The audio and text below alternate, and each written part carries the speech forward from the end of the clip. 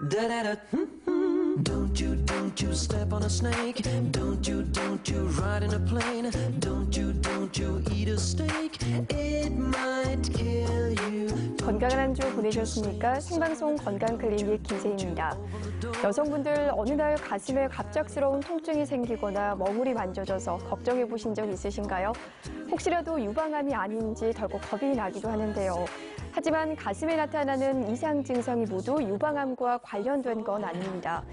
대부분은 유방암과 상관이 없는 양성질환인 경우가 많은데요. 흔히 나타날 수 있는 유방 이상 증상, 과연 어떤 게 문제인지, 또 원인과 치료 방법은 없는 건지 알아보겠습니다. 생방송 건강클리닉 오늘 주제는 유방질환의 진단과 치료입니다. 오늘도 여러분을 위한 상담 전화 열어놓고 있습니다. 유방질환에 대해 궁금증 있으신 분들은 상담 전화를 통해 풀어보시기 바랍니다. 250-5100번, 5200번으로 전화 주시면 친절한 상담 받으실 수 있습니다. 오늘 이 시간 유방질환의 진단과 치료에 대해서 함께 이야기 나누실 분 소개해드리겠습니다. 유방외과 전문의 유성목 선생님 나오셨습니다. 선생님 반갑습니다. 반갑습니다. 네, 이제 유방에 이상 증상이 있어서 병원에 찾는 경우 가장 많을 텐데요. 이제 어떤 질환이 가장 흔한 질환이 될까요, 선생님? 예, 유방에 통증이 있거나 유두에서 분비물이 나오는 문제, 또 가슴에 멍울이 만져지는 문제 등이 흔히 보이는 유방 증상입니다. 이런 이유로 걱정이 돼서 병원을 찾는 분들이 굉장히 많습니다. 하지만 대체로 양성질환인 경우가 많고 여기에 다른 증상이 더 있으면 유방암을 의심해야 하는 경우가 있습니다. 여기에 대해서 오늘은 자세히 알아보겠습니다. 네, 이제 유방에 전에 없던 증상들이 나타났을 때 과연 무엇이 문제인지 오늘 하나씩 짚어볼 텐데요. 이제 우선은 유방이 찌릿찌릿하게 아프다, 우리하게 아프다, 바늘로 찌른 듯하다. 이렇게 유방에 통증이 있을 때 선생님, 이건 어떤 문제가 있을까요? 유방 통증은 병원을 찾는 가장 흔한 유방 질환입니다. 폐경 이전 여성의 약 절반에서 가벼운 유방 통증을 호소하고 약 10에서 20%는 심한 통증을 호소하기도 합니다. 그리고 요즘은 호르몬 대체요법을 하는 여성들이 늘어남에 따라서 폐경이 지난 여성에서도 점차 증가하고 있습니다. 네. 유방 통증의 원인 중 대부분은 여성 호르몬의 변화 및 유선 조직의 과민 반응 등 정상적인 생리 현상이지만 드물게는 유방암과의 동반 증상으로 나타나기도 합니다. 이 유방의 통증도 사람마다 다른 양상으로 나타난다고 하는데요. 유방 통증의 원인을 어떻게 볼 수 있을까요? 유방 통증은 크게 1번 주기적인 통증, 그리고 비주기적인 통증, 그리고 유방 이외의 원인으로 나뉠 수가 있습니다. 네. 주기적인 유방 통증은 월경 전후 증상으로 월경 시작 전에 나타나서 월경 이후 통증이 감소합니다. 주기적인 유방 통증의 증상은 무거운 느낌이라든가 축만감, 압통, 찌릿함 등의 다양한 증상을 호소하며 주로 양측에서 나타나고 유두 주변으로 바깥쪽, 위쪽, 겨드랑이까지 통증이 호소하기도 합니다. 네. 통증은 생리주기 내내 나타날 수도 있고 폐경 즈음에 가장 심하고 폐경 후에는 대부분 사라지기도 합니다. 우선 주기적인 유방 통증은 월경이 영향을 클 수도 있는 것 같은데요. 이거는 혹시 크게 문제를 봐야 될까요, 선생님? 이런 주기적인 유방 통증 환자가 오시면은 일단 유방 질환과의 감별을 위해서 유방 촬영술 그리고 초음파를 시행하고 유방암과의 연관성이 없다는 이런 사실 확인만으로도 환자들이 굉장히 통증이 사라지기도 한다고 합니다. 그 외에 식이요법, 즉 카페인을 많이 섭취하시는 분들은 카페인 섭취를 줄이고 지방질 섭취를 줄인다든가 해서 그렇게 함으로써 증상이 좋아지기도 하고 또 약물 치료, 외과적 치료 등이 있으나 상황에 따라서 신중한 결정을 하셔야 합니다. 우선은 이제 검사를 통해서 유방암과 관련이 없다고 확인하는 게 이제 좀 심리적인 안정을 통해서 통증을 줄여줄 수 있는 방법이기도 할 것 같습니다. 이제 그러면 또 일정하지 않게 통증이 생기는 원인 어디서 볼 수 있을까요? 비주기적인 유방 통증은 대부분 원인 불명인 경우가 많습니다. 대개 한쪽으로 발생하고 40대 이후, 폐경 이후 여성에게 많지만 절반 이상이 저절로 좋아지는 경우가 많습니다. 원인으로는 유관 확장, 유방염, 경화성 선증뿐만 아니라 여성 호르몬제 사용 후 금단 증상으로 올 수도 있습니다. 치료는 주기적인 통증의 경우와 거의 동일하고요. 네. 유방암과의 감별을 위해서 유방 진찰, 유방 촬영술, 유방 초음파를 검사를 하는 것이 좋습니다. 그렇군요. 이제 유방 통증의 원인 중 세 번째죠. 유방의 문제가 아니라 다른 건강상의 문제로도 통증이 발생할 수 있나 봐요. 예, 유방 이외의 원인도 참 많은데요. 특히 T체 증후군이라 불리는 늑골 연골염이나 그리고 몬도르시병, 대상포진, 그리고 외상, 또 피부나 식도, 심장 질환으로 인한 통증까지도 모두 포함되면서 원인이 불분명한 경우가 많습니다. 그렇군요. 이제 대부분의 유방통은 유방암과 큰 관련이 없다라고 말씀을 하셨는데요. 드물게 연관이 되는 경우도 있을 텐데 유방암 때문에 생기는 유방통증 어떻게 구분이 될까요? 일반적으로 유방암 환자가 통증을 호소하는 경우는 5% 정도에 불과합니다. 유방암과 관련된 유방통은 특히 한쪽에 국한되고 지속적이며 심하다는 특징이 있습니다. 네. 하지만 이것으로 암인지 여부는 알 수가 없습니다. 유방통이 지속되는 경우 이학적 검사, 유방 촬영술, 유방 초음파 등을 시행하여 악성 질환의 가능성을 배제해야 하고 유방통이 유방암으로 인한 발생한 것이 아니라는 확인 및 심리적 안정만으로도 80%에서는 증상이 소실됩니다. 그렇군요. 이제 유방암과 관련이 있는 통증은 5% 미만이라고 하셨는데요. 그러면 유방통증이 생겼다고 너무도 걱정해야 하거나 겁을 먹을 필요는 없을 것 같아요. 유방통증을 대강 정리를 해보자면 유방통증은 병리 생리학적 원인으로 확실히 밝혀진 바가 없지만 대부분 정상적인 생리 현상으로 나타나는 경우가 많고 네. 간혹 양성 유방 종양이나 유선염 등을 가진 여성들에서는 나타날 수도 있습니다. 그러나 유방통 환자에서 악성 질환을 동반할 수도 있으니까 항상 검사를 하고 주의가 필요합니다. 네, 이제 유방통증 다음으로 이제 많이들 걱정하는 이상 증상 중에는요, 유두에서 분비물이 나올 때라고 합니다. 유두에서 분비물이 나오는 문제, 선생님, 이건 어떻게 봐야 될까요? 유두 분비물을 유두를 짰을 때 발생하는 유두 분비물은 대부분 정상이라고 보시면 되고요. 네. 이런 경우는 거의 맑은 우윳빛이라든가 또 여러 구멍에서 나오게 됩니다. 출산 후 여성들은 수년이 흘러도 유두 분비가 지속되는 능력이 남아 있고 강제로 유두를 짜면은 정상 여성의 40%에서도 유주 분비가 있다고 합니다. 네. 유주 분비가 완전히 멈춘 이후에 다시 유주 분비가 되는 경우가 많은데 대표적인 경우가 위장 장애 또는 심장 질환으로 약을 복용하는 경우입니다. 대부분 이런 경우는 약을 끊으면 좋아지게 되는데 하지만 그 약을 먹게 된 이유가 있으니까 전문의와 상담을 통해서 약을 끊는 게 좋고요. 또한 최근에는 폐경 이후 호르몬 요법을 함으로써 유선 확장으로 인해서 유주 분비가 나타나기도 합니다. 그렇군요. 이제 대부분 유주 분비물은 큰 문제가 아니지만 혈성 분비물, 그러니까 이제 피가 섞인 분비물을 좀 눈여겨봐야 된다고요? 예. 혈성 분비물은 출산 전후의 수유를 위한 유관의 증식이라든가 분화로 인해서 드물지 않게 혈성 분비가 나타날 수도 있습니다. 하지만은 저절로 혈성 분비물이 흐르는 경우 또는 한쪽 유방에서 또 구멍 하나에서만 나오는 경우에는 병적인 원인을 의심해야 합니다. 네, 그렇군요. 혈성 분비물이 짜지 않아도 저절로 나올 때, 또 한쪽 유방이나 한쪽 유두공에서 나올 때에는 문제가 있을 수 있다라고 말씀을 하셨는데요. 그렇다면 구체적인 문제 어떤 게 있을까요? 혈성 분비물이 나오는 가장 흔한 원인으로는 관내 유두종이라는 양성 질환입니다. 관내 유두종은 조직 검사를 통해서 진단을 하고 그 다음에 제거하는 수술을 하시면 됩니다. 과거에는 수술방에 들어가서 절제 수술을 했지만 최근에는 간단하게 맘모톰을 이용하여 제거를 할 수 있는 경우가 많습니다. 그럼 혈성 유두 분비물이 있을 때 혹시 이게 유방암이 아닐까 이렇게 생각해 볼 경우도 있을까요? 혈성 분비물과 유방암의 가능성을 보면은 혈성 분비물의 경우에서 5%에서 유방암과의 가능성이 있으므로 반드시 진단을 받으셔야 합니다. 네. 멍울이 동반된 경우나 나이가 든 여성의 경우에는 암의 가능성을 고려해야 하고 유방 정밀 검사, 초음파, 세포 검사, 조직 검사 등을 해야 합니다. 또한 유관 조영술을 통해서 병변의 존재나 위치 그리고 유관의 상태 등을 파악해야 합니다. 이제 혈성 분비물의 5%가 유방암의 가능성도 있는 만큼 이 부분을 꼭 확인해야 될 것 같아요. 유두 분비물에 대한 정리를 해보자면 정말 환자 입장에서는 정말 신경 쓰이는 질환이며 비교적 흔한 질환입니다. 특히 핏빛으로 나오는 경우는 정말 환자 입장에서는 공포스러울 수도 있습니다. 하지만 병원에 오셔서 차근차근 단계를 밟아가면서 원인을 찾아보면은 대부분은 유방암이 아닌 경우가 많습니다. 그렇군요. 이제 그렇다면 선생님, 병원에 가서 꼭 검진을 받아야 하는 경우 정리해 주시겠어요? 예, 화면을 보면서 설명드리겠습니다. 네. 전문의의 진찰이 필요한 경우는 짜지 않았는데도 저절로 속옷을 적실 정도로 많이 나올 때, 그리고 짜거나 빨지 않았는데도 오랫동안 지속될 때, 특히 한쪽 유두에서 나오고 구멍이 한 군데서 나올 때, 그리고 누런 진물 같은 분비물, 갈색이나 피 같은 분비물이 나올 때, 그리고 유두 분비와 함께 유방의 멍울이 만져질 때입니다. 네, 오랫동안 분비물이 지속될 경우 또 한쪽으로 나올 때 유방의 멍울이 만져지는 경우에는 반드시 전문의의 진찰이 필요하겠습니다.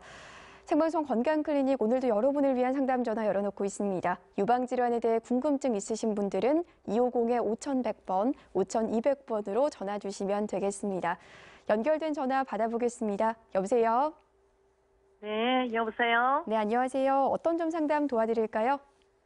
아, 네. 저는 70 지금 2세거든요. 네. 그런데, 이게, 유방 검진할 때마다, 네. 나중에 이렇게 결과를 말할 때는 섬유질이 좀 있는데, 네. 그거 나중에, 조사를 해봐야 된다, 이렇게 말을 하거든요. 네네네. 예. 그래서 어딘가 하면 그 자리가요. 네. 꼭지에서 맨 밑에 거기가 이제 유방이 끝나는 지점인데, 네. 그러니까는 사진 촬영할 때 거기가 촬영하기가 힘드나 봐요. 그러면 저는 저대로 아프고 네. 거기 잘 나오지도 안 하고 이러나 봐요. 아, 이 섬유질이 맨 밑에 끝나는 지점이니까. 네, 그렇군요. 이렇게 네. 섬유질이 발생을 한다고 하는데 또 검사가 좀 어려운 부위라고 하세요. 어떻게 하면 좋을까요, 선생님? 특히 이 유방 촬영술을 하시면은 굉장히 여성들이 통증을 많이 호소하십니다. 특히 서양 여자들에 비해서 동양 여성들은 가슴이 작고 유방 조직이 많으니까 이렇게 꽉 눌렸을 때 굉장히 아파하십니다. 그래서 오히려 그걸 거부하시는 분들도 있고요. 또 서양 여자분들에 비해서 우리나라 여성들은 거의 한 80%에서 치밀 유방이라고 하거든요. 네. 그래서 치밀 유방은 유방 촬영술도 어렵고 그 결과가 만족스럽지가 않습니다. 그래서 꼭 오셔서 초음파를 한번 해보시는 게 좋고요. 어머니께서 말씀하시는 게 이게 섬유질이라고 하시는데 이게 정확하게 어머니가 하시는 말씀을 제가 확실히 이해는 하지 못하겠는데요. 거의 치밀 유방으로 나오는 경우가 많고요. 이런 경우는 어머니 너무 걱정을 하지 마시고요. 오셔서 초음파를 한번 받아보실 것을 권유드립니다. 아, 네. 어머니도 궁금한 점 있으신가요? 아니요. 네, 알겠습니다. 꼭 초음파 검사 받아보시기 바랍니다. 네. 네, 감사합니다. 네, 생방송 건강클리닉 또 한 통의 전화 받아보도록 하겠습니다. 여보세요? 여보세요? 네, 안녕하세요. 어떤 점 상담 도와드릴까요? 아, 예. 오른쪽 유두가 항상 가려워요. 네네. 가려워서 항상 긁고 있거든요. 네. 뭐 긁고 또 다른 뭐 부작용이나 이런 거는 없는데 항상 가려우니까 좀 불편하거든요. 어머니 혹시 병원은 다녀오신 적 있으신가요? 네. 아, 별 말씀은 없으시던가요? 예. 아, 네, 아무 이상이 없다고 하는데 오른쪽 유두가 간지럽다. 선생님 어떻게 봐야 될까요? 유두가 가려워서 오시는 분들도 굉장히 많은데요.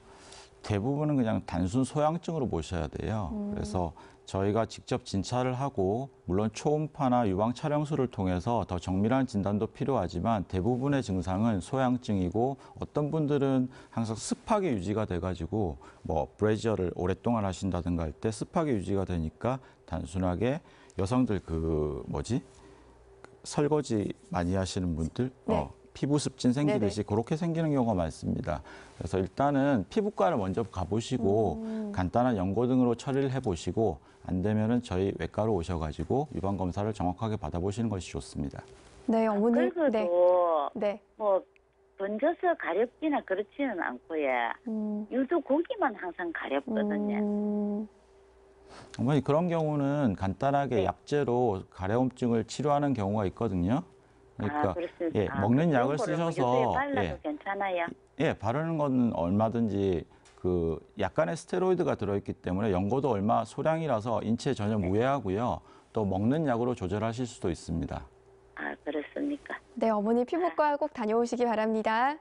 네, 감사합니다. 네, 전화 주셔서 고맙습니다. 네, 생방송 건강클리닉 오늘 유방외과 전문의 유성목 선생님과 이 유방의 질환과 치료에 대해서 알아보고 있습니다. 선생님, 유방의 이상 증상 다음으로 살펴볼 질환은요. 가슴에 멍울이 만져져요. 이런 분들 참 많으시고 또 겁이 나기도 할 텐데요. 많은 여성분들 경험을 한다고 하세요. 네, 멍울이 만져지는 경우는 특히 젊은 여성에서 많은데요. 이런 경우로 병원을 오시는 분들도 굉장히 많다고 보셔야 됩니다. 하지만 만져지는 유방 멍울은 여성들 그 가슴의 크기에 따라서 조금 다르겠지만 네. 대부분 1cm 이상의 크기를 가지고 있고 더 작은 혹은 촉지하기 어렵다고 보시면 됩니다. 그러면 이제 실제로 멍울이 있지만 말씀하신 것처럼 너무 작아서 또 알지 못하는 경우도 있을 것 같아요.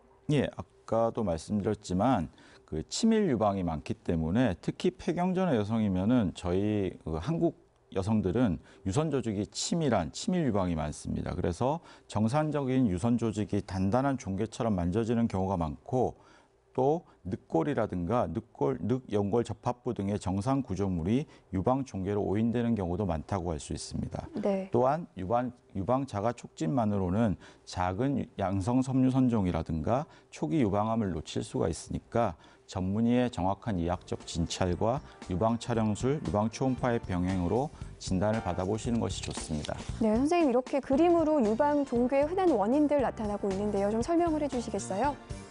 저기서 보시면 유방 낭종은 이게 정확하게 보려면 초음파 사진이 있으면 좋은데요. 네. 일단 유방 낭종은 이게 유방 표면에 좀 사이즈가 커졌을 때 만져지기도 하지만 사이즈가 적을 땐 거의 만져지지 않는다고 보시면 되고요. 섬유 선종 같은 경우도 낭종처럼 겉으로 만져지지는 않는 경우가 더 많다고 보시면 됩니다. 그리고 유방암 같은 경우도 작은 경우는 만져지지 않고 정확하게 보려면 초음파라든가 촬영술을 시행하셔야 합니다. 그렇군요. 이제 멍울을 검사를 해보면 유방 낭종으로 나오는 경우가 많다고 하는데요. 이게 크게 문제가 되는 질환은 아니라고요? 결론적으로 말씀드리면 대부분 낭종은 따로 치료가 필요하지 않고 암으로 발전할 가능성이 거의 없다고 알고 계시면 됩니다. 그리고 정기적인 검사만 받으시면 되고요. 순낭종은 물풍선과 같이 균질하고 얇은 피막 안에 액체로 채워져 있는 혹으로 유방암이나 섬유선종 같은 고형의 물질과는 다르게 구분됩니다. 35세에서 50세까지 빈도가 높으면서 월경 주기에 따라서 크기가 커지기도 하고 작아지기도 합니다. 그렇군요. 선생님, 그러면 멍울이 여러 개 만져지거나 하면 이런 경우에는 괜찮을까요? 약 50%의 환자에서 여러 개의 낭종이 동시에 발견되기도 하고 대부분 작아서 촉진은 잘 되지 않습니다. 하지만 2cm가 넘을 경우는 부드럽게 만져지기도 합니다. 만져지는 혹이 있을 경우에 촉지만으로 낭종인지 딱딱한 고형종인지는 알 수가 없으니까 병원에 오셔서 초음파로 꼭 확인을 해보시는 게 좋겠습니다. 네. 준비된 그림을 보시면 설명드릴게요. 유방 낭종은 초음파를 보시면 저렇게 약간 까만 형태로 나타납니다. 네. 그리고 유방 섬유선종과는 조금 달리 그 표면이 굉장히 균질하죠. 모양이 이쁘다고 표현을 하는데요. 암하고는 모양 형태가 좀 다르게 나타난다고 볼 수 있습니다. 그렇군요. 이제 유방 낭종은 대부분 치료를 안 해도 괜찮다라고 말씀을 하셨는데요. 혹시 불편하면 없앨 수도 있을까요? 예, 유방 낭종의 제거를 보면은 낭종이 만져질 정도로 크거나 불편감을 일으킬 경우에는 일단은 바늘로 찔러가지고 외래에서 간단히 그 액체를 빼는 것만으로도 크기를 작게 할 수도 있습니다. 네. 대부분 소량의 맑은 액체가 흡입이 되는데 드물게 그 피가 섞여서 나온다든가 아니면은 그 색깔이 농이 나온다든가 할 때는 암 가능성을 확인하기 위해서 세포학적 검사를 시행하게 됩니다. 그렇군요. 이제 유방에 멍울이 만져지는 경우 또 어떤 질환이 있을 수 있을까요? 유방 낭종 외에 또 섬유선종이라는 게 있습니다. 네. 유방 섬유선종은 유방에 생기는 대표적인 양성 종양으로 주로 젊은 여성들에게 많이 나타납니다. 상대적으로 속도가 느리고 젊은 여성에서 1cm 이상 크기의 경우에는 하지만 빠른 속도로 커지기도 합니다. 암세포처럼 다른 신체 부위로 전이를 하지는 않습니다. 원인은 정확하게 밝혀지지 않았습니다만 여성 호르몬의 과도한 자극이 영향을 주는 것으로 생각되고 있습니다. 섬유선종이 의심되면 유방 초음파, 유방 촬영술을 통해서 진단을 내릴 수 있습니다. 네, 이렇게 의심이 되면 유방 촬영, 유방 초음파로 진단을 통해서 유방 섬유종으로 확인이 되면요. 어떻게 치료를 할 수 있을까요? 종양을 발견했다고 해서 반드시 조직 검사를 하거나 다 제거할 필요는 없습니다. 종양 모양과 크기 등을 고려해서 유방암의 가능성을 분류해서 검사합니다. 섬유 선종은 양성 종양으로 반드시 제거하지 않아도 됩니다. 네. 간혹 환자들이 불안해하고 또 일부 의사들이 과잉 진료로 인해서 과도하게 검사를 한다든가 제거를 하는 경우도 적지 않습니다. 이제 과잉 진료 문제를 말씀을 하셨지만 또 환자분들 입장에서는 또 괜히 뒀다가 나중에 유방암이 유발되지 않을까 이런 걱정 때문에 또 이렇게 병원을 찾는 분들이 있으실 것 같은데요. 섬유 선종은 암 위험도로 따지면 1에서 2% 정도밖에 해당되지 않으면서 네. 유방암 예방 차원에서 그걸 제거한다는 것은 무의미하다고 볼 수 있습니다. 크기가 작을 때는 6개월 정도 단위로 크기와 모양 변화를 관찰해서 살펴보셔도 되겠습니다. 그렇군요. 그러면 어떨 때 치료를 받는 게 가장 좋을까요? 통상적으로 교과서적으로 유방 섬유 선종의 치료를 보면은 일단 크기가 한 2cm 정도 클 때 그리고 피부에 볼록함이 느껴져서 환자분이 이제 자각 증상을 느끼고 제거하기를 원할 때 그리고 좀 지켜보다가 짧은 기간 동안 크기가 점차 증가하는 추세일 때 간단한 제거 수술을 진행할 수 있고요. 네. 종괴를 제거하면서 정확한 조직 검사를 확인할 수가 있습니다. 준비된 그림을 보시겠습니다. 이전에는 이제 혹이 발견되면 무조건 수술방 들어가서 전신 마취하고 흉터도 크게 남고 그런 식으로 수술을 했는데 최근에는 간단하게 외래해서 3mm 정도의 구멍만 내서 맘모톰이란 기계를 이용해서 3cm 정도 이하의 혹을 간단하게 한 10분 정도의 시간을 소요해서 제거할 수 있습니다. 그렇군요. 생방송 건강클리닉 오늘 유방질환의 진단과 치료에 대해서 알아보고 있는데요. 궁금증 있으신 분들은 250-5100번, 5200번으로 전화 주시면 전문의의 친절한 상담 받으실 수 있습니다. 연결된 전화 받아보겠습니다. 여보세요?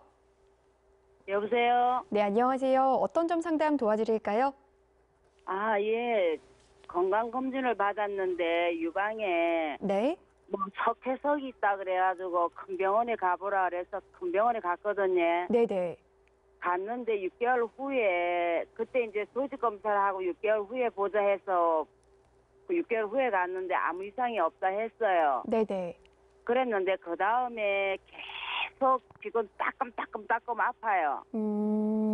부위하고 그래 길거리 가다도 아프면은 손으로 이렇게 감춰가지고 꽉 누질렀다 가고 이러거든요. 네네. 그래가지고 얼마 전에 이제 또 초음파 검사를 하니까 아무 이상이 없다 하는데도 지금도 그래요. 이게 왜 그러는 거 싶어서요.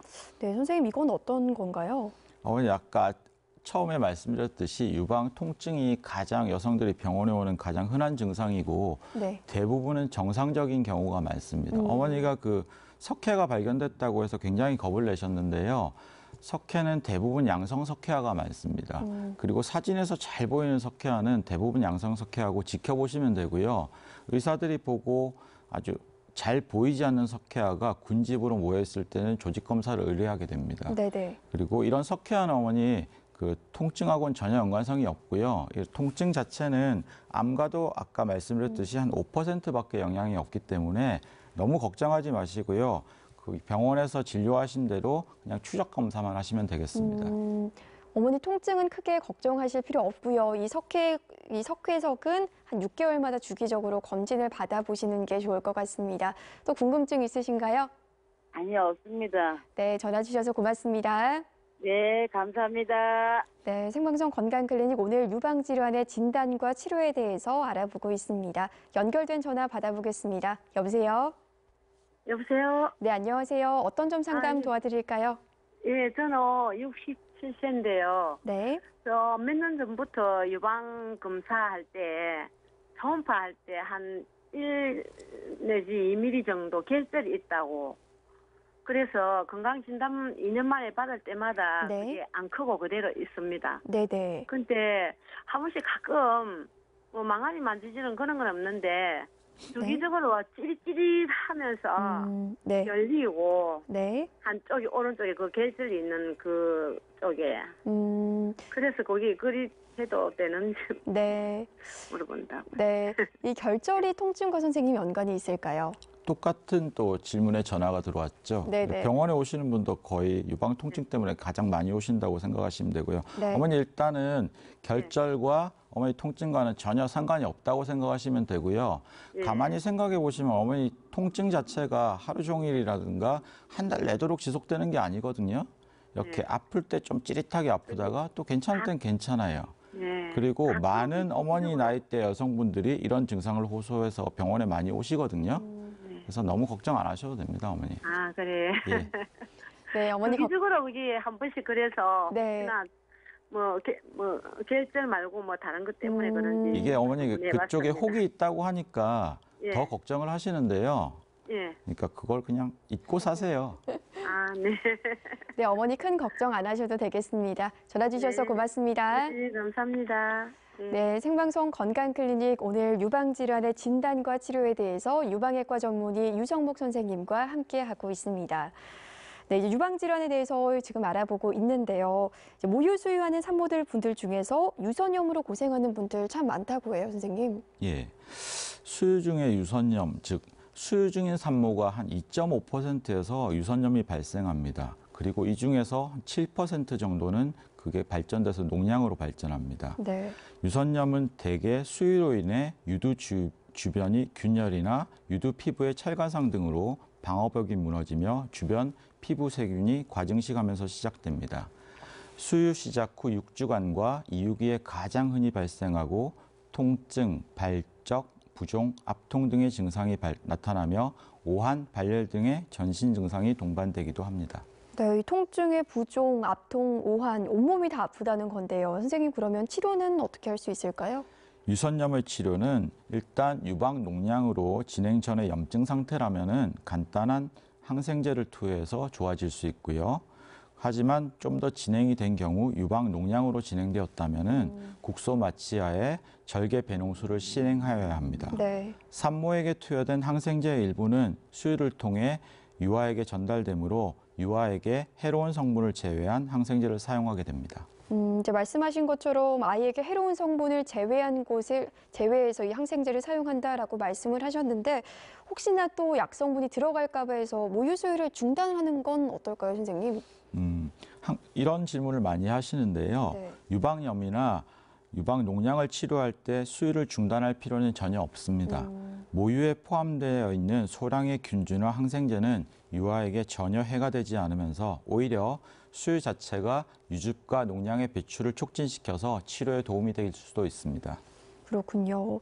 또 남자인데 여성처럼 유방이 커지는 경우도 있죠. 이제 남성의 여성형 유방, 의외로 이걸 고민하시는 분들 참 많으신 것 같더라고요.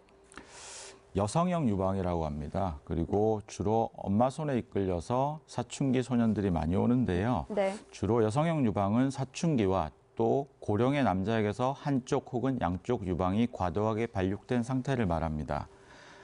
여성형 유방은 체내 남성 호르몬과 여성 호르몬 간의 불균형으로 인해서 남성의 유방에서 유선 조직의 증식이 일어나는 것이 원인입니다. 네.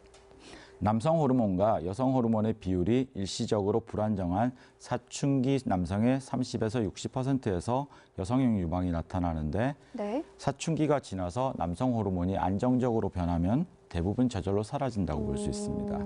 노인의 경우는 남성 호르몬의 분비가 이제 상대적으로 줄어들면서 나이가 들어서 여성형 유방의 발생이 증가하게 됩니다. 그 외에 비만으로 인해서 유방 조직이 증식되지 않고 지방이 축적돼서 발생되는 가성 여성형 유방도 있습니다. 그렇군요. 이게 일시적인 경우라면 괜찮겠지만 적극적인 치료가 필요한 경우는 어떤 경우가 있을까요? 사춘기 여성형 유방의 90%는 대부분 시간이 지나면 저절로 사라지게 됩니다. 네. 근데 사춘기 이후에도 작아지지 않거나 2차적 원인에 의한 경우에는 1차적으로 2개월가량 약물 치료를 시행합니다. 하지만 장기화된 여성형 유방의 경우 유방 조직이 섬유화되어서 자연적으로 호전되지 않고 약물 치료에도 반응을 기대하기 어려운 경우에는 수술적인 유방 조직 제거 수술이 필요하기도 합니다.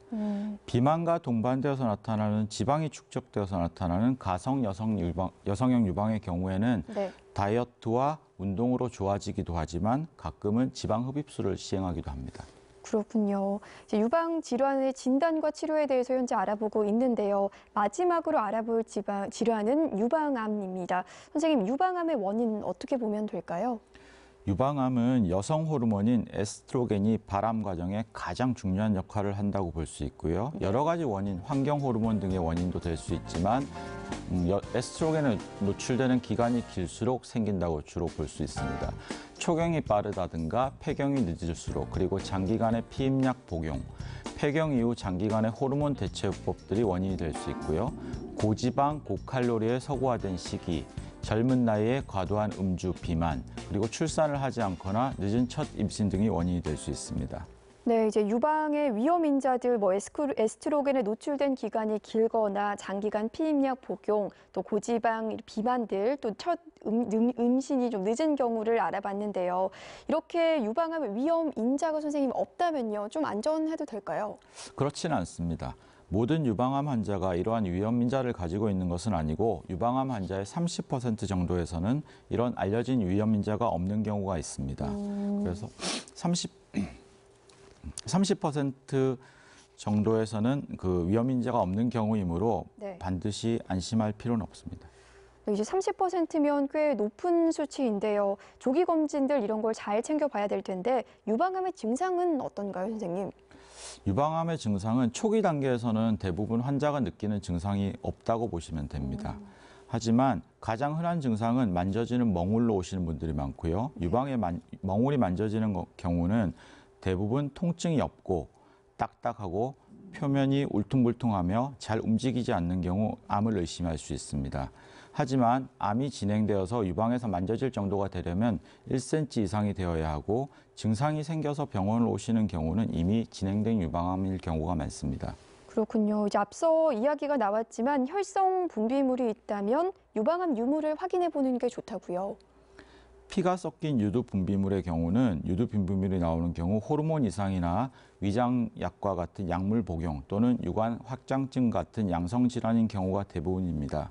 하지만 한쪽 유방에서 여러 개의 유관보다 하나의 유관에서 피가 섞인 분비물이 짜지 않아도 저절로 묻어나오는 경우는 네. 또 유방 동시에 멍울이 만져지면서 분비물이 있는 경우는 유방암의 가능성이 있으므로 진료를 받아보셔야 합니다.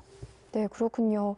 유방암도 초기에는 증상이 없다라고 말씀을 하셨지만 또 진행 중인 경우에는 여러 가지 의심 증상이 나타날 수 있다고 하는데요. 어떤 증상들이 나타날 수 있을까요? 유방암의 증상을 보면은 피부와 유두의 변화가 있습니다. 유방의 굴곡이나 모양이 변하거나 피부가 보조개처럼 함몰되는 증상은 유방암을 의심할 수 있습니다. 이러한 변화는 상체를 숙이거나 팔을 들어 올릴 때 더 뚜렷하게 관찰됩니다. 네. 또한 유두가 딸려 들어가거나 유두 주변이 가렵거나 헐어서 습진처럼 진물이 나고 딱지가 생기는 경우 유방암의 가능성이 있습니다. 특히 유방 피부가 귤껍질처럼 두꺼워지고 벌겋게 변하거나 네. 거칠거칠해지면 진행된 유방암의 증상으로 볼 수 있습니다. 네, 이제 유두 주위가 가렵거나 또 진물이 나고 딱지가 생기는 경우, 또 귤 껍질처럼 두꺼워지는 경우들은 증상이라는 점 기억하면 좀 좋을 것 같습니다. 그럼 선생님, 유방암의 정확한 진단은 어떻게 하게 될까요? 이학적인 검사보다는 주로 기본적으로 유방 촬영술과 유방 초음파를 해볼 수 있습니다. 유방 촬영술은 모든 유방 질환의 진단 시에 가장 기본이 되는 검사 방법으로, 특히 무증상 여성의 유방암 검진 방법의 가장 중요한 부분을 차지한다고 볼 수 있습니다. 네. 유방의 양 옆면과 상하를 특별히 고안된 플라스틱 판으로 누른 뒤 엑스레이 촬영을 하여 유방 내부의 종물이나 미세석회화를 발견하는 방법입니다. 또 선생님, 그 앞서 계속 말씀을 하셨는데 유방 초음파는 또 어떨 때 유용하게 될까요?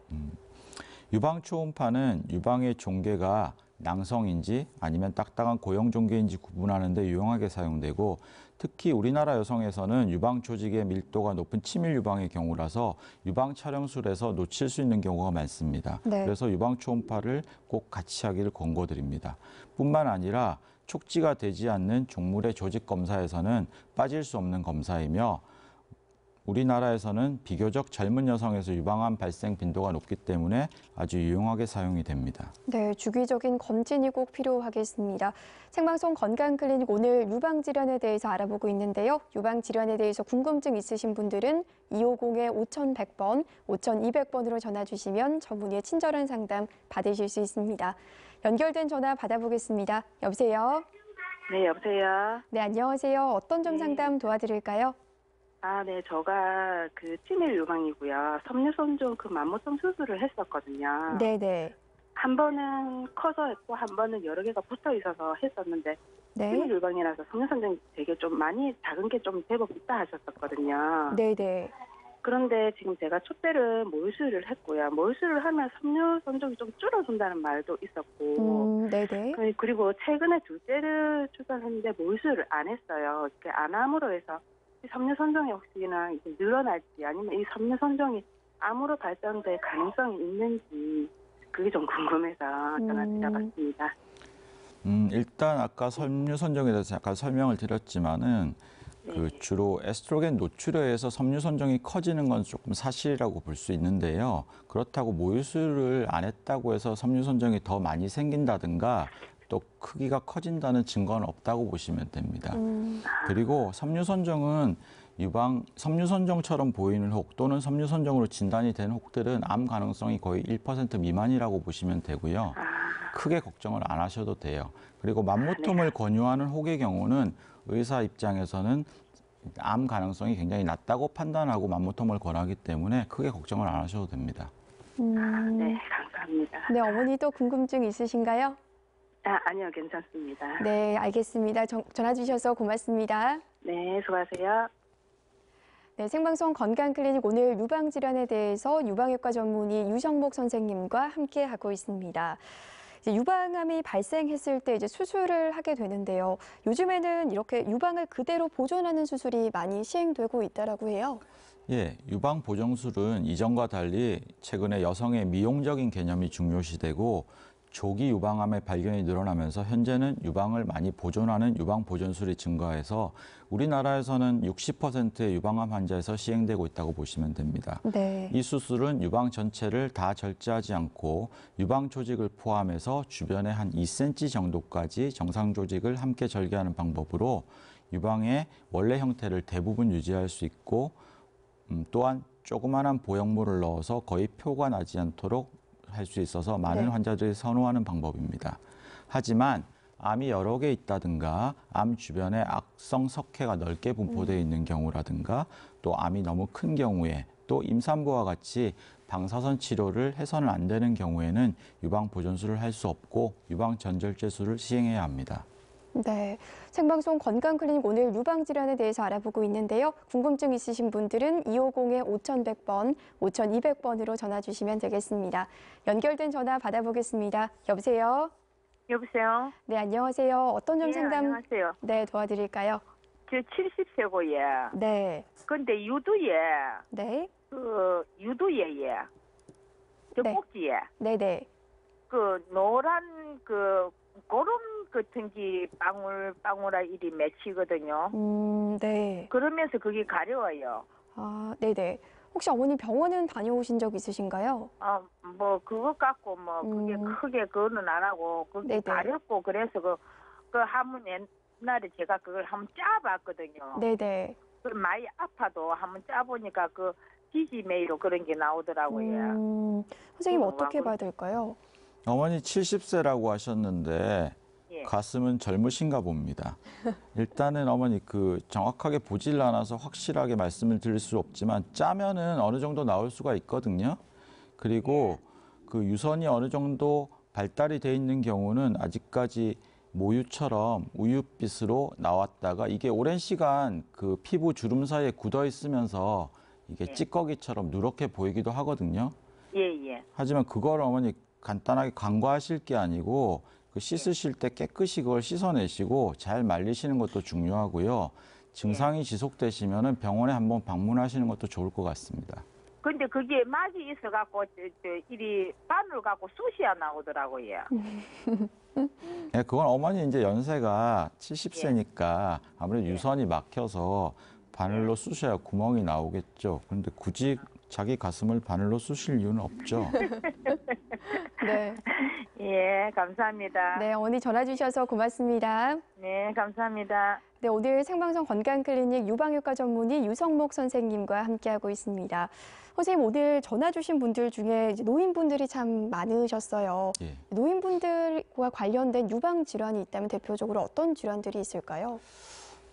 대부분 젊은 사람에 비해서는 그 노인분들의 유방 질환이 적은데 방금 전화 오셨듯이 이제 나이가 드셨는데도 네. 유방 통증이 있는 경우 가장 걱정을 많이 하시고 내가 나이가 들었는데 이제 할머니가 더든데 왜 유방 통증이 생기느냐 네. 이렇게 하시는데 이건 이제 옛날보다 많이 젊어지신 거죠. 그죠? 몸 자체가. 네네. 그래서 통증이 생기는 경우가 많고 또 하나 이제 건강검진을 받으셨는데 뭐 치밀 유방으로 오신다든가 아니면 뭐 뭔가 만져져서 오시는 경우가 많습니다.